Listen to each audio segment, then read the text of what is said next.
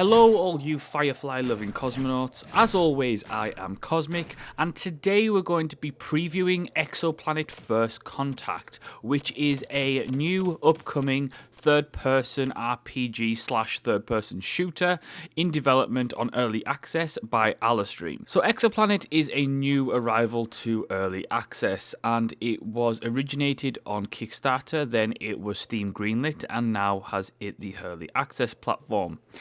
Exoplanet is essentially a single-player story-driven third-person action RPG that is set in a futuristic space western Firefly-style universe whereby you play Jack Sharp, who basically was the captain of a ship, and you take on a load of passengers, and those passengers basically take over your ship, and they throw you on a wild planet known as Tharsis. And the idea is that you have to survive, and then you meet the local human colonists and natives and the various aliens and the various wildlife, and you're supposed to basically find a way off the planet, but by doing so also get rolled up in various storylines and narrative choices. So on the premise alone, I am already interested. I love space westerns. I'm a deep fan of Firefly. I'm a good old browncoat in that sense. And the idea behind the game, in the sense that it's narratively driven, there's a big open world to explore, there's lots of dialogue and choices, there's various shooting and RPG mechanics, on top of the fact that the developers are saying that they're trying to create a living world with atmosphere, so that the NPCs are going to have their own daily routines. You know, the wildlife is going to do its own thing, and there's going to be very distinct behavior models for each different sets of AI. Plants will react to the time of day and the weather conditions, and it's going to be this big open world, and it's going to be, you know, The Witcher 3 but in space western, supposedly. Now that's the idea behind it. That's what it's supposed to be, right? What it actually is currently is in a very, very, very early state of alpha. The game looks awful, it runs awful, it has horrible character movement, so I'm just going to start there. The character movement as it currently stands is just plain outright awful, especially for a game that has third-person shooter mechanics in it. The character movement and the animations of the running and the moving are just so janky. They're awful, to the point where you can accidentally just move your character to the side and fall off a cliff because the character movement speed and the movement animations and the controls are just way off. On top of that, you have this god-awful camera angle that you can change to left side, right side, or directly behind the character's head so you can't see shit. And it's just the worst thing ever. I have not seen a camera angle that bad in quite some time. I have to say that I do have a real couple of bugbears with this game, and not because of its early alpha state. Now, the things like the control movement and the various unoptimization and the bugs, I can deal with for the most part, given that it's a very early alpha. That being said, the things that do bug me is the fact that there's no customization, and there's no real in-depth customization for your character in an RPG when there should be.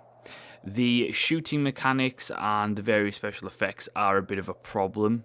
They don't feel good, they don't have that fluidity, they don't have good feedback, and I feel that as a whole, at this current time, at this current stage in alpha, the combat is probably the weakest part of the game by far. My biggest concern, however, and this isn't even directly related to the content that's in the current game as it stands at the moment, my biggest concern is that they're trying to create a Firefly-inspired Witcher 3 almost, correct? It's almost supposed to be an open world, a really atmospheric world, a living environment, and yet what you actually have at the moment is an indie project. Now, the 2 and 2 don't go together, because you cannot expect to produce a game of The Witcher 3's size and scope on an indie budget. It's not feasible. It's never going to get done.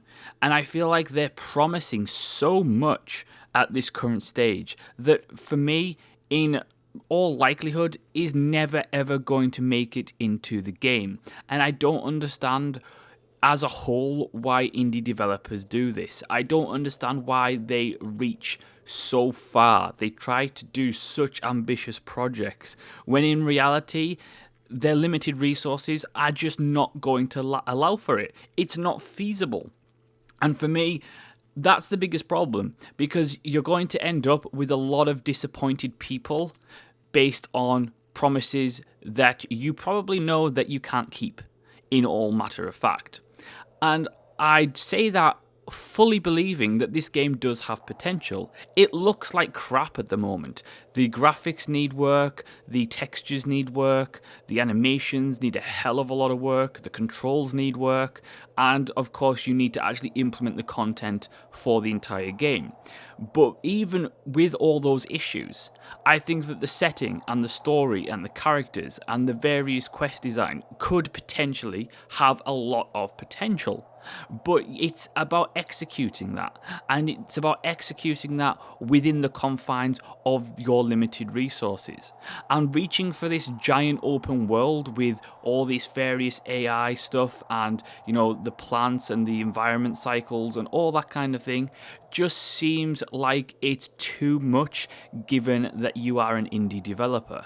It took CD Projekt Red years with an entire full AAA team and millions and millions and millions of pounds to be able to pull off something like The Witcher 3.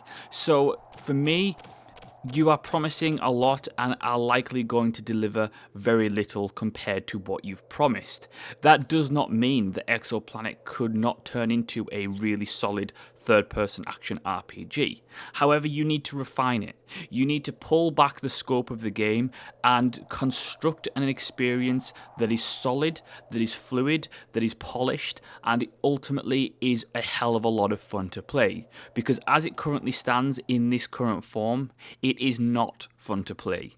There are too many problems, the control systems aren't good enough, the combat systems aren't good enough, the customization or the level of customization that I would expect from any RPG is not there. And then you have this world that looks like an old Gothic game rather than something in 2016. And don't get me wrong, graphics are not everything, but they are indicative of the rest of the game. It looks dated, it looks old, and it looks unfinished. And when you're asking $20 for an early access game, I expect a hell of a lot better of a core mechanical basis for the game than there currently is in Exoplanet. And for that reason alone, I highly recommend that anybody watching this stays away from it until it has a hell of a lot more content. It has the core mechanics refined and basically everything fixed. Everything needs fixed. Movement, camera. Once that's fixed, then it may be worth having a look at it.